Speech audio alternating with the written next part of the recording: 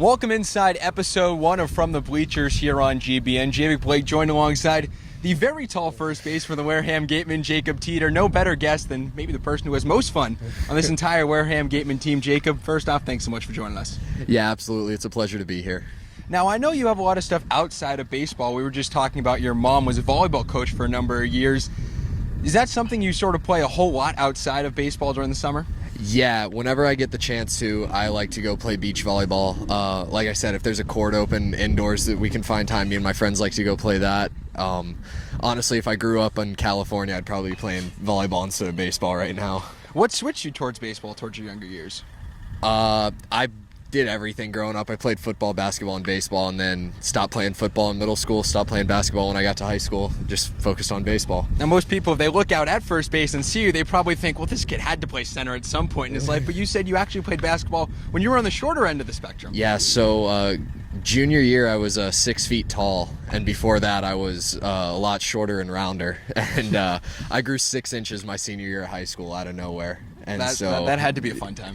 A lot of growing pains. Yes, a lot of growing pains. Definitely, but it must have helped with the baseball thing. I mean, having a first baseman who's almost 7 feet tall has got to be a huge help for anyone in the infield. Yeah, you know, talking to my other infielders who don't have as tall a first baseman at their schools, they said it's a nice target to throw to, nice change of pace. When we see you over there, you're jumping all over the place, and a ball that for a regular sized first base, never to jump 3 feet, you just stick your hand up and you catch it. That's got to be real helpful towards you, and that's got to make your life a whole lot easier. You don't have to move too much. Yeah. Very fulfilling, very easy. Makes it a lot easier when you're looking out at guys stressing out about jumping and missing and having to run. Now, the Cape so far, you're about a month and a half in. The season is going by like a flash, blink of an eye, and it's really almost is. over. But you said you're loving your time here. What's your favorite part about being on the Cape? I haven't got to do a lot of exploring on the Cape yet, but the people that I get to see every day have definitely made my experience. The coaches, the teammates that I've met, I mean, these are lifelong friends that, you know, I don't know if I'm ever going to see again. Hopefully I do, but, you know, being out here, we all embrace the grind together, and it makes it a good time. When you guys have a pretty great coach to do that as well, just a fantastic coaching staff in general, can you speak on that for a moment of sort of how they're helping your development over the summer? Yeah, I mean, right now you guys can't see it in the camera, but going on right now, there's early work. There's early work out here every day. We have interns in charge of everything from media to hitting fungos. There's one hitting fungos, and we have some that throw BP. Our coaches, I mean, we got 2 fungo going on out there right now. There's always something happening at the field. You can show up here 5 hours early, and there's going to be life moving. And I show up to the field most days 4 hours early, and you guys are always doing stuff. That's sort of a great drive for a team in general to always want to get better. Is that kind of the team's mentality this summer, that you want to put in as much work as possible and work on your development as much? Yeah, summer ball, no matter where you are, the Cape or, you know, the league that I played in last year back home with 6 teams in the Florida League, you got to embrace the grind. You got to really love baseball. Everybody's here to try and get to the next level, and that's why we're doing it. We're just out here trying to get better one day at a time. And you speak about loving baseball, which I think if you're at this stage of the game and you're grinding through summer ball year in and year out, you have to love this game to the utmost degree. What about baseball do you love most? I can't even I got Beaver messing with me behind the camera.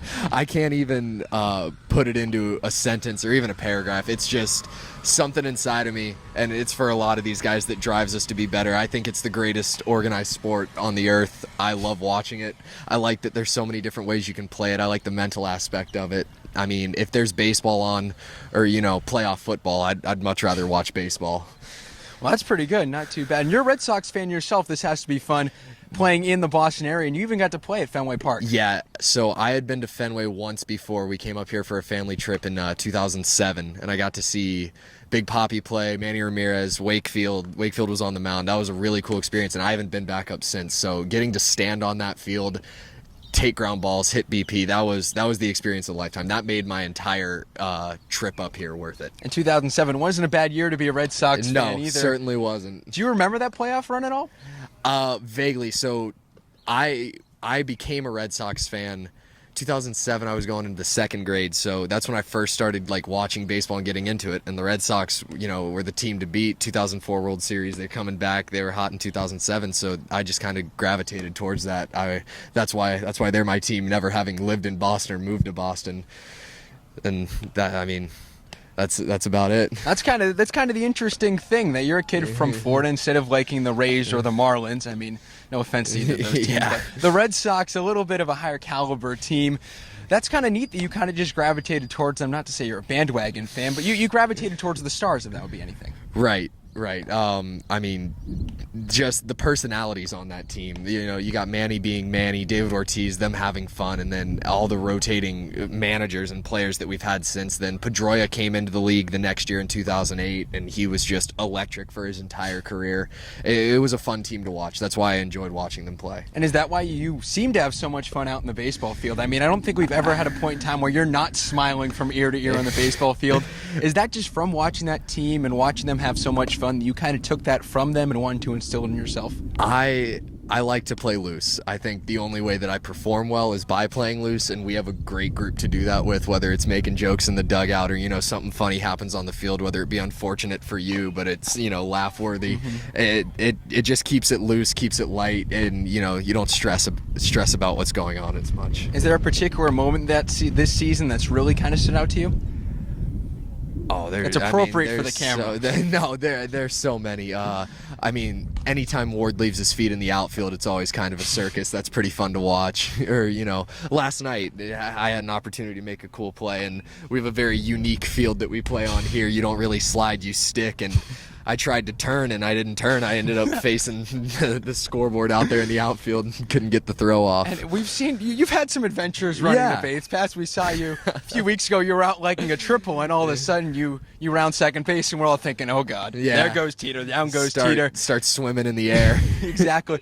But like you said, you're having loose, you're having fun, and that's after that. I mean, you can't do anything more than slide. And you had a great slide into third base. You ducked. Javi Baez would be very proud of you with that slide. But as you said, that's just something that after that you're just kind of you rub it off and you just move on. Right. That's the only way to play this game. I mean, this is a game of failure, 100%. So you got to find the lighter side of it if you wanna stay in it mentally. Well, now let's take you back towards some of your younger years playing baseball. What's your favorite Little League baseball memory? So I had a really close-knit group of friends growing up. We played travel ball and we played summer ball and all-stars together. And it was in all-stars we had a comeback win from about 8-0, and we ended up winning the game 9-0 in the last inning. That's unbelievable. Yeah, it was incredible. Unreal. Absolutely incredible run. But I have so many memories from, you know, messing around in the hotels to getting noise complaints when we were younger to our parents, you know, making us come in, you know, 12-year-old kids at that point. Too many to list in the time that we have now. I played travel ball as well, and that's a big thing when you go. If you don't get a noise complaint going to a tournament, did you really go to a tournament for travel baseball? It doesn't matter how many games you won. It's all about how many noise complaints you can get. And now comparing this to Little League, have you kind of kept that looseness? Because in Little League, you're just out there playing baseball. You're imitating basically your heroes night in and night out. How have you taken sort of that loose approach from Little League, and how have you carried that throughout high school and throughout college and now here? Like I said, you know, the game evolves around you as you get older. It gets faster. People hit the ball harder. They throw the ball harder. It's a bigger field, and once again, you know, failures around every single corner. So for me, if I wasn't keeping it light or smiling, if, you know, you live and die by every pitch, you're going to die a lot in a baseball game. That's for sure. So, you know, keeping it loose is how I stay sane in this game. Well, let's take you away from baseball for a second. In high school, you worked a lot with Special Olympics and Best Buddies. How did you get into that, and how did that kind of shape who you are? So we had a great program affiliated with the National Best Buddies program, and I got into that my freshman year, and then sophomore year I was just a member, and then junior and senior year I was a board member. I held an officer position, and I actually got to go to Indiana to the Best Buddies conference at Indiana University, and that was incredible. I mean, just a great experience, a great time. I had a passion for it. I had a passion for helping others, and I mean, they gave me more than I gave them, that's for sure. So is that your biggest takeaway from that, about the kids and how great they were? Yeah, we did field days, we went on field trips. I mean, it was a really good time, and just for all involved, I think everybody had fun. The setup and the preparation that went into it took a lot of work, and then the cleanup, but you know, that time in the middle when the event's actually going on, the dances and the field days, it was just a great time and a great experience. So what's your favorite memory from those years? So the field days were huge because we were the only affiliate school with the actual program. Other high schools would bring their Hawk buddies or Commodore buddies, whatever they were, and they would bring them, and we hosted everybody from elementary school to high school, and it was a massive event. We had so many members of our club that we were able to do that, and you just come out, whether if you have a test, you have to go take the test, but you're out from like first to fifth period, and I mean, the smiles, we had popcorn, we had dance stations, we had everything that you could imagine out there, and it was a great time. That sounds like an amazing experience, not just for the kids, but for you as well, to see the kids have fun. They might not get those opportunities elsewhere, and you guys were able to provide that for them. Yeah, absolutely. Well, now, with the Best Buddies program, you're moving into college. You're not sort of doing the same thing. You're a criminology major with a political science minor. What drove you towards those two fields?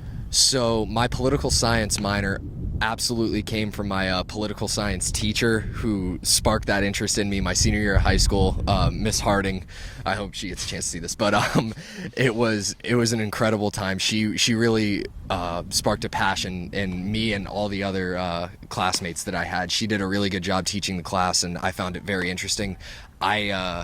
It was the year before an election year when I graduated, so that controversial times, there's a lot to talk about in the news always, especially about politics, and it kept me interested, and that's the reason I chose criminology too. A lot of my friends are business majors, they don't know what they want to do, stuff like that. No, nothing to bash on business majors for, but like criminology, I've taken some really cool classes that keep me interested, and that's all I can ask for. So with a criminology major and a political science minor, what career does that kind of drive you towards? Absolutely no idea. I still have no clue what I want to do. I change my mind every month or so. Well, at least you have your options open, Yeah. But it sounds like a fun time. We'll make sure your teacher gets to see this video. I'm sure she'll be a proud teacher if she hears that. I'll show her the link.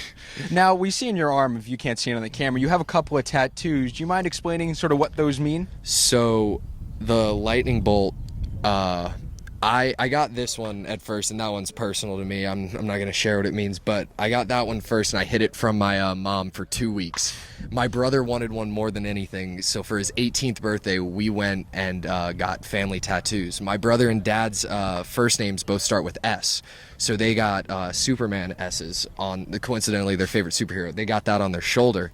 Well, my middle name starts with S. It's Storm. So I said, I'm going to do something different, and I got that. That sounds and pretty, that looks pretty sweet. Yeah, we even got my mom to get one. She got a little 3-crested wave that took about 5 minutes. And so now she can't really talk down to me anymore that she has one. And what's the wolf on your arm? That's one of my favorite quotes, and I have them, placed here pretty randomly, but I plan on filling out this forearm, and I have everything picked out, just need the money for it. Well, hopefully you get drafted one day and that signing bonus might go. Yeah. We won't tell you. We make sure your parents won't see this, but the signing bonus might go towards that. But going back to the Superman tattoos that your brother and your dad got, you're a big fan of superheroes and superhero movies. The question is, though, DC or Marvel? Marvel, 100%. They do everything right. I actually have all the ticket stubs from every Marvel Cinematic Universe movie that I've seen in theaters, which is all of them. And yeah, I absolutely love that. I have the comic books.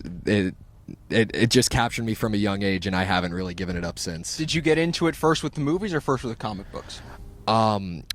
Reading about the comic books, actually, and then 2008, 3rd or 4th grade, was Iron Man and Hulk came out, and I was just hooked ever since. And Iron Man was a fantastic movie. Yeah. My personal favorite movie besides Endgame. And speaking of Endgame, how did you enjoy it? Oh, I wept. That's not a joke, by the way. I saw my future in front of me, and that was just my entire childhood growing up. I really enjoyed watching that movie. It was a great movie. I'm a huge fan of those as well, and that movie was just something else. The way they did it, the way they pieced it together. Incredible. And don't feel too bad. I cried too. Yeah. I cried too at the end. Oh, I don't feel bad. We'll not spoil the ending, even though it's been out for a while. Yeah. But if you haven't seen it, you're going to want to see it. It is an amazing movie. Incredible. Can't hype it up enough, but if you want to understand all of it and all the little Easter eggs, you should probably watch all the other movies first. It'll only take you, what was it, 53 hours to Yeah, get through? something like Spend a that. weekend watching that, and you will be completely pleased with yourself. Yeah, absolutely. Time well spent, in my opinion. So what's your favorite movie of the whole series? I have a tough time picking, but my all-time favorite superhero is Spider-Man. Have you seen the new Spider-Man? Yeah, incredible. I went and saw it on the 4th of July, actually. Our first and only off day so far. I went and watched that, and I had no notes. That was awesome. So you're in Cape Cod, a beautiful place, tons of beaches, and you spend your 4th of July at the movies. Yeah, 2 hours of it, yes. That sounds amazing. No better way to spend the 4th of July. But let's move back towards baseball and towards the next level. I know you're a Division II player, but you're playing against sort of the Division I talents. Is there something that sort of clicked down here in the Cape with, well, I can compete with these guys. It doesn't matter if I'm facing a pitcher from the SEC. I'm Jacob Teter. I can go out there and I can hold my own against these guys. Is that sort of that ever click for you? To quote our coach, you don't play against the other team, you play against the game. They have to throw the ball over the plate, I have to hit it all the same. It doesn't matter who it is throwing it or what they got. If they put it there, I got to put a bat on it. And you've hit it pretty hard, and you've hit it pretty far as well. A whole lot of extra base hits we've seen you on the base paths. It's seemingly every single night, but you started out 0 for 10. How did you sort of weather through that first little early struggles before you really broke out? Game of failures, man. You play long enough, you're going to mess up once. You play long enough, statistically, you're going to get a hit sometime. So I didn't think too much of it. Just tried to put the bat on the ball, hit it somewhere hard where they weren't. You said that multiple times throughout this interview. Is that sort of your mantra or your sort of mental state that you've been in? Yeah, absolutely. I mean, It is what it is. That's the game of baseball. The sooner you embrace that, I feel like the sooner that you can get past those failures and brush them off a lot easier in this game. So for baseball, what is the ultimate dream for you? Get paid as much money as I'm worth to play forever. That sounds like a fantastic answer. I think we'll just leave it with there. You want to make as much money, so you want a Bryce Harper contract, be as good as Babe Ruth. Nobody deserves a Bryce Harper contract, but the goal is to be able to make a living playing the game you love. Well, hopefully you can end up doing that, and you've got a great start to your career here. Hopefully we hear your name called at the MLB draft in the future. This is Jacob Teter. I'm Javik Blake. Thanks for tuning in to From the Bleachers here on GBN. So long.